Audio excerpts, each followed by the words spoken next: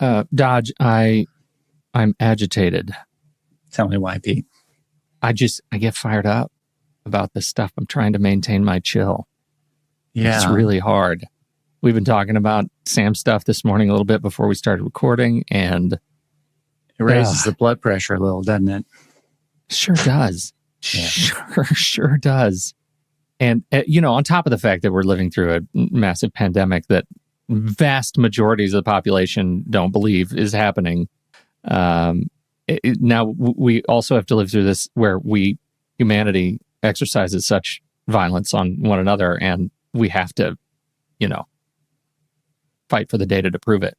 It is extraordinarily frustrating, and it's hard to put the words into place. Yeah. I mean, when I started looking up how many insane bits of data there are out there that are well tracked. Women who trip and fall. Right. What are you doing? People who die of falling off ladders. I would love to get your search history for last week. It's amazing. I mean, it was just incredible what you can find. And yet, this has been neglected, and I don't know any better word for it. And part of what's been so powerful about this conversation for me is reflected in the exercise for members, which is just the incredible power of collecting information in an objective, thoughtful, thorough way. That right there can change the world. Awareness, sure enough, changes things in the world of physics, in the world of spirituality, and now in the world of social justice, as it does in the world of psychology. Just paying attention to something already begins to change it. And I mean, did you hear that stat on Oakland? Yeah. They'd reduced police violence. Was it by 90%? Ridiculous. Right. It's crazy. Without a change this is the thing in about the crime Sam. levels. This is the thing about Sam that sort of I'm consistently kind of, as I listen back through the episode, as we're editing it, like he just presents the data and doesn't yell and scream about it. And that's the part that's broken for me. I am wired in such a way that when presented with the data, it is all I can do not to yell and scream about it. You just see red. Yeah. Yeah. Yeah. And figuring out, like, I found that conversation between the two of you truly aspirational, because just listening to him and his demeanor and the things he feels strongly about and the way he has navigated his really nascent career, all things being equal, it is, I find fascinating and model for what I would like to do with my own or be able to observe in the world in my own life, in my own career. His fascination with education for marginalized peoples, for people of color, for young black men in particular, like his fascination with that was only superseded by violence. And that line that he said, if you cannot live, you cannot learn, changed his life with the continued sort of exercise of violence, and did it in such a way that I found incredibly compelling, that he decided, I'm going to bear witness to this through research and data, and I'm going to let others just see. Let's pull back the veil and see what happens. Mm-hmm. Let's see if our populace is up to the task of changing their own minds when presented with the facts. As a young man of color, well, really a biracial background, he's in sort of three positions at once. Like he's a data analyst, but he's aware that it could be him, right? That if he were pulled over by somebody, in an area where, I don't know, where the policies weren't right, where the mentality wasn't right, where the training was different, where whatever.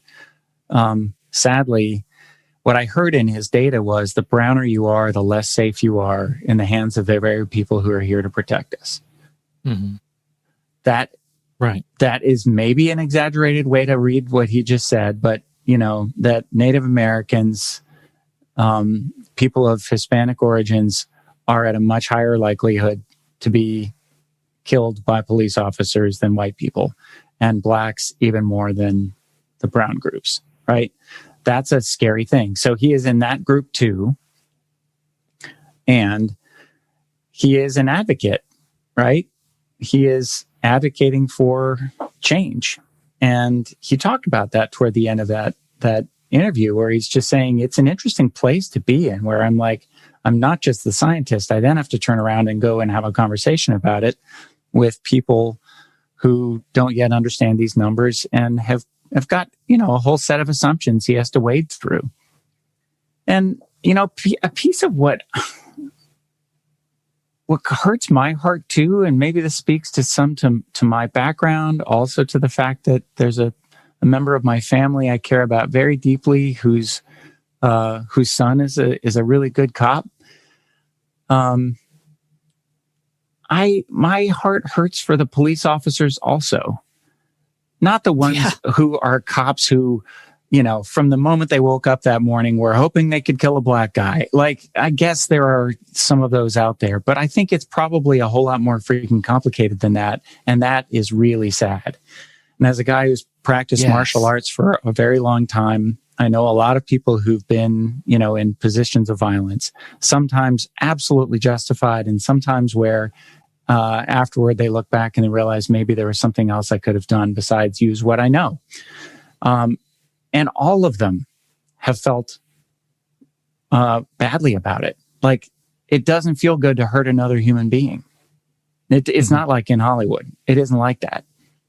And I believe a whole lot of cops out there who, through policy or training or whatever else, mentality, or just really police being called for situations where police may not belong, and maybe a mental health crisis kind of thing, where their training is just not right. And so they end up applying the force they've been trained to use, and somebody gets hurt.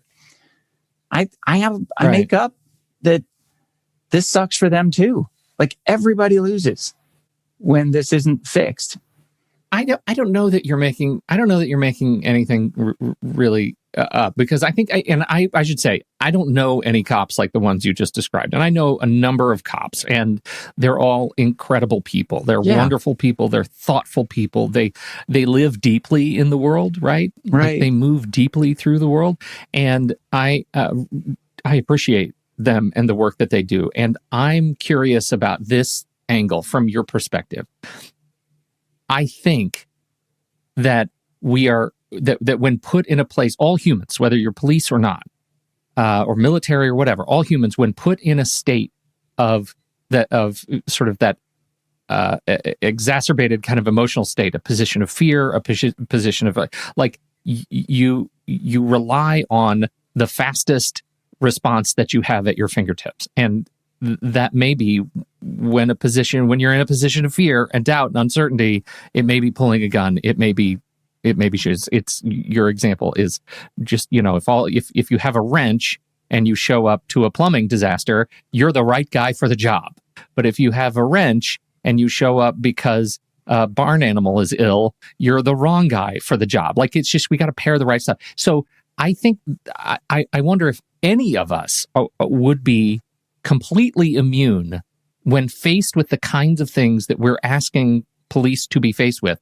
And not just the kind of, specific incident, but the breadth of incidents that we are giving police forces across the country. How do you bounce back from that sort of trauma state of constantly living at your highest emotional response? Like, how do you do that, right? And I'm not saying that any of this is a way to forgive police for incidents of police violence. It is that, should we be able to expect anything less? I think what I heard him say was that when the policies change, the outcomes change. And those policies, are a number of policies that happen within police departments and then beyond them also when we do things like decriminalize marijuana, which sets up lots and lots and lots of arrests for nonviolent crimes that might are questionable even as crimes in the first place. That then things that are nonviolent crimes that because of the policies in the state or municipality become violent crimes. Right. Because of compounded often by the training for here's how you show enough force during an arrest that the person doesn't even think of fighting back. Exactly. And then sometimes actually I really question whether that training is accurate because it does sound like when there are fewer arrests, there's a whole lot less violence. Nobody is saying people shouldn't be arrested for being dangerous. They're saying we need to think about how we're doing this so that the outcomes are different because way too many people are being hurt and killed, and it's not working. Have you seen the 13th Amendment, or 13th, I think was the official title? It's a Netflix documentary by Ava DuVernay, who did Selma. No. And it's on the 13th Amendment and the history of the 13th Amendment. And she talks through the stories of history, and she goes through what the 13th Amendment was all about and how, really from the beginning, while we kind of hate to talk about it, if we really shine light on it, policing in its oldest form was designed to set up white people in force going out to capture runaway slaves, black people. Like it was an entire sort of a job of capturing black people and doing so with utmost disrespect and violence, generally. And talking about that all the way through history it's an incredible film, right? It's an incredible film, and it's absolutely worth watching. And describes and demonstrates a lot of the historical baggage that our current policies bring with it. Because for generations, this has been a conversation that we've been having and not having. Well, I think about that adage from the Special Forces: in crisis, we don't rise to the occasion, we fall back to our training. Yeah. It makes a lot of sense to me that a whole lot of the probably most intense training is around what do you do in critically frightening or dangerous situations. And yet there are probably too many police officers who don't get enough training in what do you do in other situations. And now, of course, it starts to compound itself, right? I mean, I keep thinking about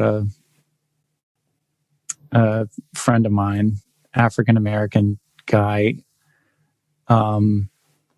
who's successful and bright and kind and good in all the ways anybody could be expected to be. I mean, he's just a top-notch human being, and has never committed a violent or criminal act in his entire life.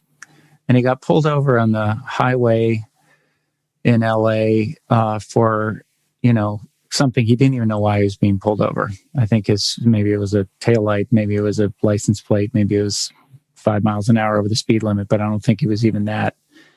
And he was so scared as the police officers walking up to his car that he was sobbing uncontrollably, shaking in the front seat, to the point where the cop, as I think in this case it was a she, comes to the window, like she literally steps back from him saying, hey, are you okay? Like he just felt like he was decompensating with fear because he thought not tonight was the night he was going to die of being black. Oh. And it's like, I get pulled over and my thought is, oh, come on. What did I do now? Did I forget to renew my license plate? And he's thinking, tonight's the night I die. How many people did I not have a chance to say goodbye to? And I would I wish it were true that it's just because the media has overblown this and it's gotten exaggerated and now it feels like I'm going to die even when that's unlikely. But what I'm hearing from Sam Sinyangwe is, sadly, the chances are a whole lot higher for him that he would be hurt in even an innocent, exchange like this than I would be. That doesn't even cross my mind. I don't have to teach my son what to do when a cop comes to the window. Yeah, I dear friend of mine, also Black and in is interracial marriage, and so his wife is white, and he's has these kids who are lighter skinned than he is, but Black children, right? Mm-hmm. Like they present kids of color, Black children, clearly kids of color. And we had this conversation, and it took me a minute to realize that when he told me I had to have the talk with my kids, and it was something that my wife really, was like, we need to hold off on that just a little bit. And he said, I just felt really strongly as, for me, a Black guy growing up in Alabama, I have to talk to my kids, even now that we're here safely in Oregon and we live in a neighborhood that feels safe. Like, we live in a state that is facing increasing, sort of strife, not decreasing. Yeah. And he said, I had to have the talk. And I was like, oh, you're going to talk about sex? Is that what we're doing? I'm like, oh, God, what an idiot. What an idiot. He's talking about something very, very different. He's talking about what to do. How do you navigate the world in a world where you have to measure a little bit of fear of police all the time? I hate that. And I even hate it for the wonderful police officers out there who are not dangerous people, who aren't even remotely likely to hurt. Most of them. Of course, the vast majority. Right. And there's still this thing. I mean, what ended up being kind of sweet about this story about my friend as he's pulled over is, the police officer was really kind. I mean, really compassionate, was really clear on, I want you to know I'm not going to hurt you. You're safe. You're safe. You're safe. It's okay. She was great. And beautiful. How sad that even crosses his mind. And let's flip to the other side of this conversation, which is how incredible that as this conversation is beginning to happen, that police violence is drastically on the decline. And how beautiful is that? Like there are ways to change this. It really does make a difference. It does not put cops at greater risk. It doesn't make the community any more dangerous. But it makes it safer to be a person of color and a citizen in this country. And that really makes me breathe a little better. And that's a big piece of why I really wanted this beautiful work that Sam and others are doing to get out there. Yeah, do you want to talk a little bit about your relationship with Sam? Yes. Isn't that an interesting... Okay, so get this, everybody. I have known of Sam Sinyangwe since he was born because his father has known me since I was born. And it goes like this. So Sam's father is Tanzanian, and his name is Credo.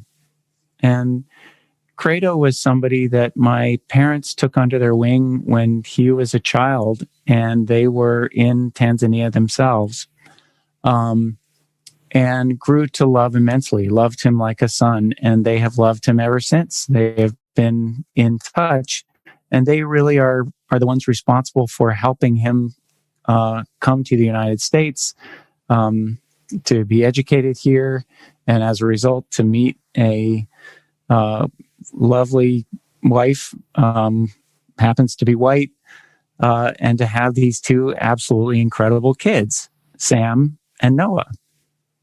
And Sam is named for my father, Sam, and his middle name is Nicholas, named for my mother, Nikki. And growing up, he was always known as Sam Nick. And so I've known of him just sort of affectionately from afar. Sam and I have never actually met in person. We don't happen to live in similar states. I've known Kratos since I was a kid. And I mean, he's truly the most amazing person. And so it's no surprise to me that he would raise two sons who are just absolutely amazing people. And Kratos has been on my radar for a long time thinking of this show, because his life is a life of the most unbelievable change, right? I mean, it's an incredible story of synchronicity, of generosity, of just grace upon grace upon grace that allowed him to live kind of an impossible trajectory, different from the rest of his countrymen, and give a lot to the world, including the legacy of his incredible boys. And so what we've done, as you well know, because you were there, is to interview Kratos about his story, which we're releasing as a kind of a bonus, kind of a membership bonus for those who are supporters of our show. If you're listening to this, you will, in your podcast player, you will get the Kratos episode. And, you know, we struggled. I don't know, would you say struggled? We discussed mightily what to do with the Kratos episode, because his story is amazing and varied, and the enthusiasm with which he tells it, chapter after chapter, it became very difficult for us to figure out how to compress it. And so it's longer than our usual episodes. I'd say it's probably coming in over 2 hours. Yeah. Oh, it's a good bit longer. The story is epic. And so my thought as I was going was like, okay, well, we'll just have to figure out how to edit this so that it's a digestible length. And turns out that's not possible. It was completely impossible. There's just too much of significance. Like I can't cut that part out. It's amazing. I can't cut that part. We can't go line by line and just sort of like drop things to cut so we decided we're just going to release the whole blasted thing. Even then at, 2.5 hours, it's a bit truncated because I literally just ran out of that time that day. And so we had to hurry just a little bit at the end of it. But we'd gotten to the biggest parts, which is him coming to this country and meeting Lisa ultimately and so on. And so we covered a few of them, in summary form at the end. But it's a wonderful story and fun to hear.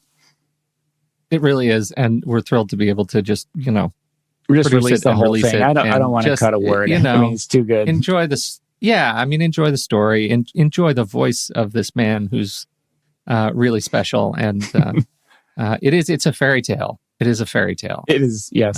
In so many ways it is. So if you imagine in your head a book opening, once upon a time, there was a boy fishing in a river.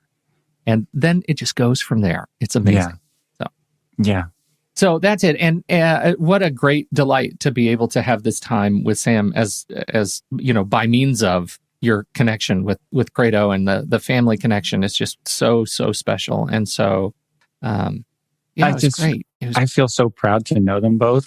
And by all accounts, his wife, Lisa, who works in the mayor's office in Orlando, is absolutely as extraordinary a human being. And I hear that younger brother, Noah, now at West Point, is just an incredible kid too. It's just amazing. Human beings just blow my mind every single day. I love doing what I do. And this podcast makes it even more fun because I get to talk about all kinds of other cool things too. Yeah, right. It's really special. Any other closing thoughts on Sam? You feel good? Yeah, I mean, I guess I'm really at just God bless this country and this problem and help us heal it, because it's such a huge issue, and it's going to take a lot of listening and compassion on both sides. And it's going to take a ton of data like this to say, hey, look, this is a problem. We can prove it. And look, there are solutions that work. We can prove it. Yeah. And I want to add one more thing, which is I had a conversation after our episode, after the interview, with somebody else who knows of Sam and has heard great things about him, but said, there's some interesting pushback about some of the data. Like it is complicated. Even the data itself is complicated about what solutions work. For example, some have said, hey, among those those solutions are body cams, and it turns out they aren't making the difference we hoped. But it doesn't change the fact that there are changes that can be made among the good people and the good police departments of this country that can save a whole lot of lives of equally good people. We have there is a tendency of just batching responses to these sorts of data. And I think what Sam is exemplary of is that if you sit down and look at the data hard enough to say body cams aren't a universal solution, the hope is you are a person willing to say, let's keep digging and find the solution buried in this data. Yeah. Even though our experience right now in sort of the media economy that we've created for ourselves is, see, Sam, body cams aren't a solution, therefore all your data sucks. No. Let's not listen to it. There is that response, that knee jerk, I one thing is wrong, so I'm going to discount everything. Yeah. And we cannot keep doing that. We cannot do it. Yeah. We have to stop. Yeah. And I think this is a great example of it. Yep, exactly. Well, buddy, I love you. Yeah. Love you too, man. Can't help it.